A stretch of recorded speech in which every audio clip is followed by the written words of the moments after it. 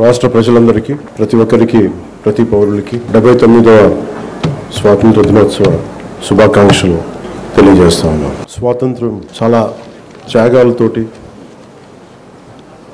సాధించుకున్నది. ఈ రోజున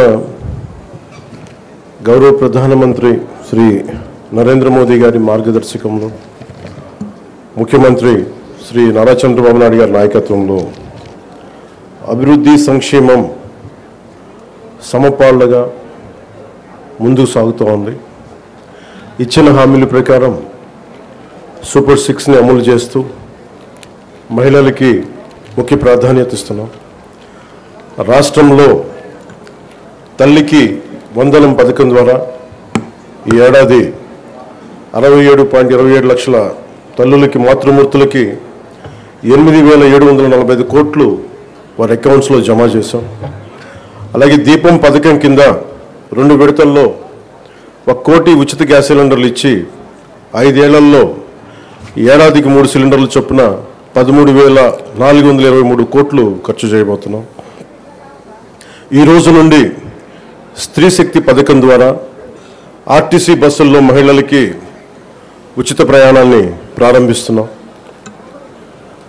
పంచాయతీరాజ్ బాధ్యతలు స్వీకరించిన వెంటనే జాతీయ పండుగల నిధులను మైనర్ పంచాయతీలకి 100 నుంచి 10,000కి, మేజర్ పంచాయతీలకి 250 నుంచి 25,000కు పెంచి సర్పంచుల ఆత్మగౌరవాన్ని కాపాడాం. గ్రామ స్వరాజ్య సాధన లక్ష్యంలో భాగంగా ఒకే రోజు 13,326 గ్రామ పంచాయతీల్లో గ్రామ సభలు నిర్వహించి ప్రపంచ రికార్డు సాధించాం. పల్లె పండుగ ద్వారా 4,000 కిలోమీటర్ల సిసి రోడ్లు, 22,500 మినీ గోకులాలు, 1,00,000 నీటి కుంటలు, 15,000 నీటి తొట్లు పూర్తి చేశాం. పంచాయతీరాజ్ ఇంజనీరింగ్ డిపార్ట్మెంట్ ద్వారా 2,000 కిలోమీటర్ల బీటీ రోడ్లు, 14 కొత్త వంతెనలు నిర్మించాం. గ్రామీణ ఉపాధి హామీ పథకం ద్వారా 75.23 లక్షల ఉపాధి శ్రామికులకు గ్రామాల్లోనే ఉపాధి కల్పించి ప్రమాద పరిహారం 50,000 నుంచి 4 లక్షలకు పెంచాం. అడవి తల్లి బాట కింద కొండ ప్రాంతాల్లో 1,005 కోట్లతోటి 625 గిరిజన గ్రామాలను అనుసంధానిస్తూ 1,069 కిలోమీటర్ల రోడ్ల నిర్మాణానికి ప్రధానమంత్రి జనజాతి ఆదివాసీ న్యాయ మహా అభియాన్ కింద ఉపాధి హామీ పథకం కింద రాష్ట్ర నిధులతోటి శ్రీకారం చుట్టాం. జల్ జీవన్ మిషన్ కింద 5 జిల్లాల్లో 5 కొత్త ప్రాజెక్టులని 7,910 కోట్లతో ప్రారంభించి 1,20,00,000 మందికి 30 ఏళ్ల పాటు తాగునీటి భద్రతని కల్పించబోతున్నాం. అటవీ విస్తీర్ణం 30% నుండి 37% పెంచే లక్ష్యంలో 1 కోటి మొక్కలు నాటి వీటిని QR కోడ్లతో ట్రాకింగ్ కూడా ప్రారంభించాం. ఏనుగుల బెడద నివారణకు కర్ణాటక నుంచి కుంకి ఏనుగులను తీసుకొచ్చి విజయవంతంగా ఆపరేషన్లు జరిపాం. ఎకో టూరిజం అభివృద్ధికి అరకులో వుడెన్ బ్రిడ్జ్ నగరవన యోజన కింద 1,122 కోట్లతో 61 ప్రాజెక్టులు చేపట్టాం. సైన్స్ అండ్ టెక్నాలజీలో విద్యార్థులకి ఫ్రూగల్ ఇన్నోవేషన్ కింద ప్రోత్సాహకాలు అందించే ప్రణాళికను సిద్ధం చేస్తున్నాం. ముఖ్యంగా కాకినాడ జిల్లా ప్రగతి నివేదిక, అన్నదాత సుఖీభవ PM కిసాన్ పథకం ద్వారా 1,50,475 మంది రైతులకి 102 కోట్లు తొలి విడతగా జమ చేయడం జరిగింది. స్త్రీ శక్తి పథకం కింద మహిళలకు 187 ప్రత్యేక బస్సుల్లో ఉచిత ఆర్టీసీ ప్రయాణ పథకం ప్రారంభించడం జరుగుతోంది. తల్లికి వందనం పథకం ద్వారా 2,79,312 మంది విద్యార్థుల తల్లులకు ఖాతాలో ఒక్కొక్కరికి 13,000 రూపాయలు జమ చేయడం జరిగింది. అంతర్జాతీయ యోగా దినోత్సవంలో పాల్గొన్న 5,000 మంది యోగా శిక్షకులు, 8 లక్షల ప్రజలకు అభినందనలు తెలియజేస్తున్నాం.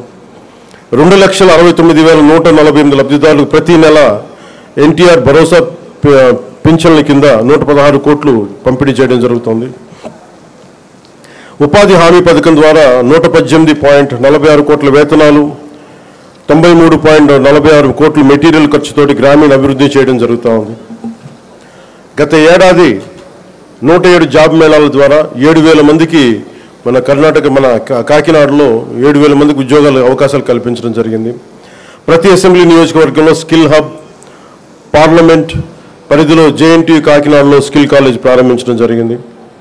మాదక ద్రవ్యాల నివారణకు పాఠశాలలు, కళాశాలల్లో ఈగల్ క్లబ్లు ఏర్పాటు చేయడం జరిగింది.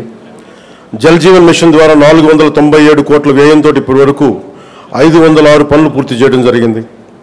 రోడ్లు భవనాల శాఖ ద్వారా 27 కోట్లతోటి రహదారులు గోతులు పూడ్చడం జరిగింది. గడిచిన ఏడాదిలో పిఠాపురం నియోజకవర్గంలో 308 కోట్లకు పైగా పనులు చేసి దేశంలోనే మోడల్ నియోజకవర్గంగా దాన్ని తీర్చిదిద్దుబోతున్నాం. వచ్చే 4 ఏళ్లలో మరింత ప్రగతికి కట్టుబడి ఉన్నామని మీ అందరికీ తెలియజేసుకుంటా ఉన్నాం. ఇంత అభివృద్ధిని మనం సాధించగలిగామంటే ప్రతిసారి కొన్ని చీకటి రోజులు వస్తాయి ప్రతి ఒక్కరికి.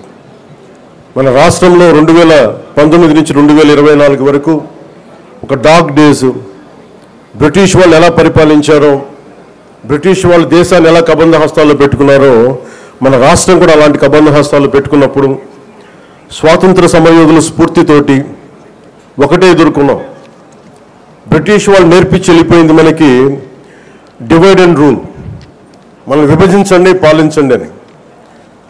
కానీ ఎలా మన కూటమి ప్రభుత్వం మన స్వాతంత్ర సమరయోధుల స్ఫూర్తితోటి యునైటెడ్ అండ్ రూల్, కలిసి ఉందాం, కలిసి పాలన చేద్దాం, ఇదే కూటమి ప్రభుత్వం తాలూకు ముఖ్య ఉద్దేశం. ఈ స్ఫూర్తిని మేము స్వాతంత్ర సమరయోధుల పోరాట స్ఫూర్తిని నుంచి మేము తీసుకున్నది. ప్రతి ఒక్కరికి స్కూల్ పిల్లలకు కానీ పెద్దవాళ్ళకి కానీ ఆగస్టు 15న ఒక ఆనవాయితీగా కాకుండా దీన్ని మనం గుండె లోతు నుంచి చేసుకోవాల్సిన అవసరం చాలా ఉంది. దీనికి వెనకాల ఎంత కష్టపడ్డారు నేను ట్వీట్ కూడా చేశాను. ఇదే రోజు నిన్న ఆగస్టు 14న లాహోర్ డిక్లరేషన్ సమయంలో దేశ విభజన జరుగుతున్నప్పుడు కరెక్ట్గా ఒక 9 నెలల ముందు, సంవత్సరం ముందు దేశ విభజన జరుగుతున్నప్పుడు లాహోర్ కూడా పాకిస్తాన్లోకి వెళ్ళిపోద్ది అని తెలియదు ఎవరికి. సడన్గా డిక్లేర్ చేయగానే దానివల్ల అక్కడ ఉన్న ప్రజలు, భారతదేశ ప్రజలందరూ వెళ్ళిపోవాలి ఇక్కడి నుంచి అని చెప్పి మత ప్రాతిపాదికన పంపించేస్తే అది ఎంత దారుణాలు జరిగినాయి అంటే ఆగస్టు 14 వరకు అక్కడ రాత్రికి రాత్రి కొన్ని దశాబ్దాలుగా, కొన్ని శతాబ్దాలుగా వాళ్ళ దేశం, వాళ్ళ ప్రాంతం అనుకున్నది పరాయి దేశం అయిపోయి అక్కడి నుంచి పారిపోయి ప్రాణాలను అరచేతులు పెట్టుకొని రావాల్సి వచ్చిన పరిస్థితులు. అలాంటి పరిస్థితుల్లో ఒకవైపు పంజాబ్లో మహిళలు సామూహిక మానభంగాలు గురవుతూ చాలా నిర్దాక్షిణ్యమైన పరిస్థితుల్లో ఉండి, అంటే మన స్వాతంత్రం చాలా తేలిగ్గా సంపాదించుకున్నాం, కేవలం ఏమంటారు అహింసా విధానాల ద్వారా మనం సంపాదించుకున్నాం అంటాం. కానీ వాస్తవానికి మన స్వాతంత్రం రావడానికి చాలా హింస జరిగింది. మనం ఎంచుకున్నది ప్రప్రథమంగా అహింస విధానాలు కావచ్చేమో కానీ దేశాన్ని నుంచి విడిపోవాలనుకున్న వాళ్ళు మటుకు హింసనే నమ్మారు. అది ఈ రోజుకి, దేశ విభజన జరిగినప్పటి నుంచి ఈ రోజు మన ఆపరేషన్ సింధూర్ దాకా మత ప్రాతిపాదికన హింస జరుగుతూనే ఉంది. ఎక్కడ కూడా భారతదేశం తన లౌకిక విధానాన్ని ఎప్పుడు మర్చిపోలేదు. దేశ విభజన జరిగిన తర్వాత మనకి మతాన్ని సంబంధం లేకుండా భారతదేశ సార్వభౌమత్వాన్ని గౌరవించి లౌకికవాదాన్ని ముందుకు తీసుకెళ్లే ఉద్దేశంతో మనం మతాలకి సంబంధం లేకుండా ఒక అబ్దుల్ కలాం గారిని కానీ ఎవరినైనా సరే మనం ప్రెసిడెంట్స్గా తీసుకున్నాం, గుండెల్లోకి తీసుకున్నాం. కానీ ఇది పాకిస్తాన్లో లేదు. పాకిస్తాన్లో ఎవరిని కూడా ఒక హిందూ క్రికెటర్ కానీ ఉంటే వాళ్ళు వెళ్ళిపోయే విధానం కానీ, అలాగే ఒక హిందూ ఒక బలమైన స్థానాల్లో కనిపించే నాయకులు కానీ ఎక్కడ కనిపించరు. అంటే వాళ్ళు విభజన కోరుకుంది మత ప్రాతిపాదికన, కానీ దాన్ని మనం ఎప్పుడూ తీసుకోవాలి. మత ప్రాతిపాదికన 2 దేశాలు విడిపోయినప్పటికీ భారతదేశం అత్యధికంగా హిందువులు ఉన్నప్పటికీ కూడా అన్ని మతాల వారిని సమానంగా గౌరవించి ముందుకు తీసుకెళ్లే సంస్కృతి భారతదేశానికి. దీనికి లౌకికం విధానం అనేది ఈ సంస్కృతిలో ఉన్నది. ఈ సంస్కృతికి ఎవరు నేర్పించక్కర్లా, పరాయి వాళ్ళు నేర్పించక్కర్లా, యూరోపియన్స్ నేర్పించక్కర్లా, ఇది మన లోపల ఉంది. ఈ స్ఫూర్తిని మనందరం ముందుకు తీసుకెళ్ళాలి. అలాగే ముఖ్యంగా మహిళలకి త్యాగాలకి చాలా పెద్ద పీట వేయాలి అనే మనస్ఫూర్తిగా మేము ముందుకు తీసుకెళ్తాము. అలాగే మనం ఇందాక మీకు ప్రారంభించి చెప్పినప్పుడు ఈ అభివృద్ధి కానీ సూపర్ 6 కానీ పెట్టుబడులు కానీ ఇవన్నీ రావాలి అంటే లా అండ్ ఆర్డర్ చాలా బలంగా ఉండాలి. లా అండ్ ఆర్డర్ బలంగా లేకపోతే వచ్చే దుస్థితి కానీ పెట్టుబడులు రావు. ఉదాహరణకి ఉత్తరప్రదేశ్లో యోగి ఆదిత్యనాథ్ గారు ముఖ్యమంత్రిగా ప్రమాణ స్వీకారం చేసిన తర్వాత 8 సంవత్సరాల కాలంలో అది 15 లక్షల రూపాయల కోట్ల పెట్టుబడిని ఆకర్షించడం జరిగింది. దానికి కారణం అంతకుముందు ఒక అన్రూలీ స్టేట్గా ఉండేది. పెట్టుబడులు రావడానికి సాహసించేవారు కాదు. కానీ ఆయన రాగానే ఆయన పెట్టింది లా అండ్ ఆర్డర్ చాలా బలంగా ఉండాలి. దానివల్ల ఈరోజు వాళ్ళకి 15 లక్షల పెట్టుబడి వచ్చింది. అలాగే ఆంధ్రప్రదేశ్కి లా అండ్ ఆర్డర్ చాలా చాలా క్లిష్టమైంది. అలాగే భవిష్యత్తుని పదే ఈ కూటమి ప్రభుత్వం ఒక దశాబ్దాలు ఎందుకు ఉండాలి అని అంటున్నానంటే సుస్థిరత ప్రజలకు ఇవ్వాలన్న ఒక ఉద్దేశం తప్ప పదవుల్లో కూర్చొని దీన్ని ఎంజాయ్ చేయాలి లేదంటే దీన్ని ఆస్వాదించాలన్న కాంక్ష ఎవరికి లేదు. కానీ ఈ దుస్థితి నుంచి ఎందుకంటే అనుక్షణం ప్రతిపక్ష నాయకులను చూస్తూనే ఉన్నారు. జాతీయ స్థాయి ప్రతిపక్ష నాయకుల నుంచి ఓడిపోతేనేమో సడన్గా ఓట్ చోరీ అంటారు. వాళ్ళు గెలిచినప్పుడేమో ఓట్ చోరీలు కనిపించాయి వాళ్ళకి. గత ప్రభుత్వంలో కూడా చూసాం. 2019లో వాళ్ళు గెలిచినప్పుడు మేము ఎక్కడా మాట అనలా. ప్రజలు తీర్పు ఇచ్చారు, దాన్ని గౌరవించాం. 2024లో 151 సీట్లు కూటమి ప్రభుత్వానికి ఇచ్చి 164 కూటమి ప్రభుత్వానికి ఇస్తే సడన్గా వారికి ఏమనిపించిందంటే ఇది ఓట్ల గురించి మన ఓటింగ్ మిషన్లో తప్పంటాం. అంటే గెలిచినప్పుడు ఒక న్యాయం, ఓడిపోయినప్పుడు ఇంకో న్యాయం. ఇది జాతీయ స్థాయి నుంచి రాష్ట్రం వరకు ఒకటే విధానం నడుస్తూ ఉంది. ఎందుకు ప్రత్యేకించి చెప్తున్నానంటే విదేశాలకి భారతదేశపు అభివృద్ధిని చూడకూడదనుకున్న దేశాలన్నిటికీ కూడా అంతర్గతంగా అస్థిరత సృష్టించడం వాడి విధానం. మనం దాంట్లో అంతర్జాతీయ కుట్రలో భాగంగా చూడాలి ఇదంతా.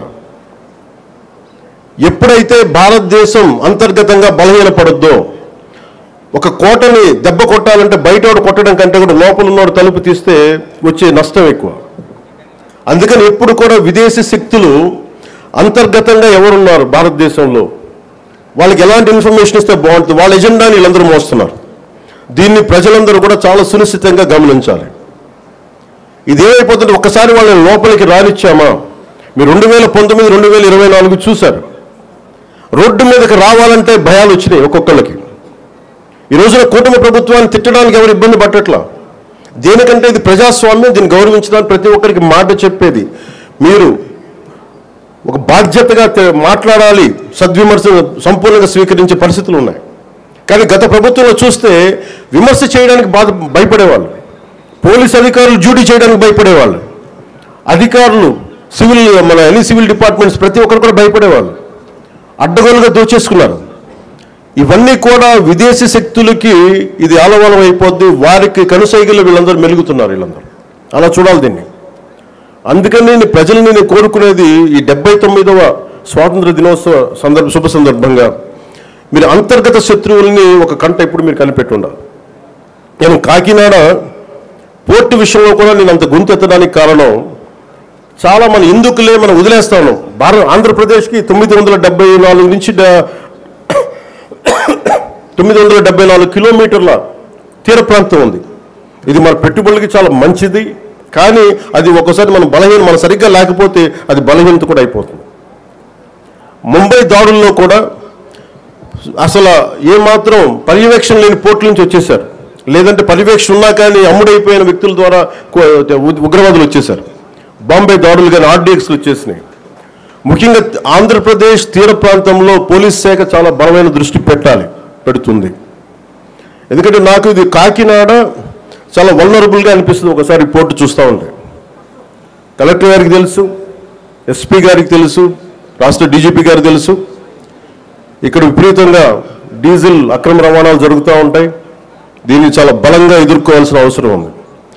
ఓన్లీ బియ్యమే కదా, డీజిలే కదా అని మనం వదిలేస్తే ఒకసారి దోపిడీ, ఒకసారి స్మగ్లింగ్ అలవాటైన వాళ్ళకి బయట నుంచి వెపన్స్ వచ్చే అవకాశాలు ఉంటాయి, బాంబులు తీసుకొచ్చే అవకాశాలు ఉంటాయి. వీటన్నిటినీ కూడా చాలా ఏమరపాటుగా ప్రతి ఒక్కళ్ళు ఉండాలి.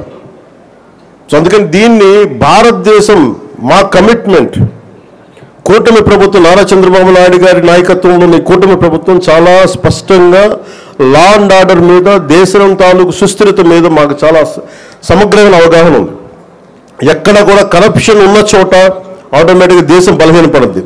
అలాంటి పరిస్థితుల్లో లేకుండా ఉండాలని మేము సాయశక్తిలో ప్రయత్నం చేస్తాం. వాటన్నిటికంటే కూడా ప్రజలు నేను కోరుకునేది, మీరు ఎరుకుతో ఉన్నంతకాలం అంటే డెమోక్రసీ ఈజ్ ఎటర్నల్ విజిలెన్స్ అంటే మీరు నిరంతర పహారా కాసే తప్ప ప్రజాస్వామ్యం బలపడదు. అందుకని మీరందరూ నిరంతరమైన విజిలెన్స్తో ఉండాలి, నిరంతరం ఇప్పుడు ఒక పహారా మనస్తత్వంతో ఉండాలి అనేది నేను మీ అందరికీ కోరుకుంటా ఉన్నాను.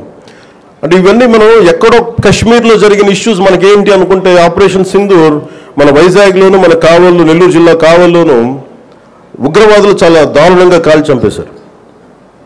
దానికి బిఫిటింగ్ రిప్లై ఇచ్చాం, చాలా బలమైన రిప్లై ఇచ్చాం. కానీ మనం పెట్టుకోవాల్సింది, మన లోపల ఉన్న దేశాన్ని సుస్థిరతని దెబ్బతీసే ప్రతి ఒక్క వ్యక్తిని కూడా మనం దృష్టి పెట్టాలి, దృష్టి సారించాలి. ఇది ప్రతిసారి ప్రభుత్వం, పోలీస్ అధికారులు అనే కంటే కూడా ప్రతి ఒక్క పౌరుడి బాధ్యత ఇది. నేను నా వంతు బాధ్యతను నిర్వర్తిస్తున్నాను. అలాగే ప్రతి ఒక్కరు కూడా మీ వంతు బాధ్యతని నిర్వర్తించాల్సిందిగా మనస్ఫూర్తిగా నేను కోరుకుంటా ఉన్నాను.